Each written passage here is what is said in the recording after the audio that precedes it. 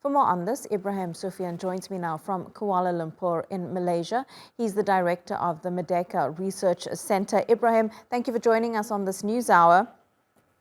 When we speak about Myanmar and this being such an important topic at this ASEAN conference, is there any sense that there will be a breakthrough because the situation seems to just be getting worse in Myanmar?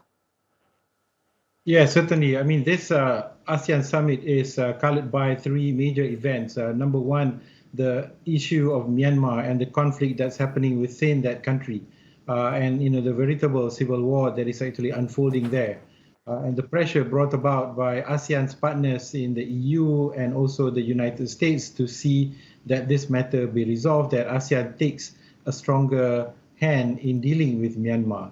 Second is the issue of the South China Sea conflict, which I think in recent weeks we see a much more robust treatment of the Chinese Coast Guard against the Filipino Navy, water cannons and all. And I think thirdly, it's also overshadowed by the US-China trade rivalry.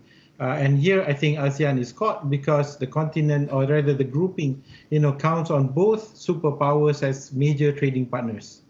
Well, how do ASEAN members balance that relationship between the US and China? Because as you say, they rely on both these superpowers and want to maintain good relations, good economic relations and security relations. But it's quite a balancing act, isn't it?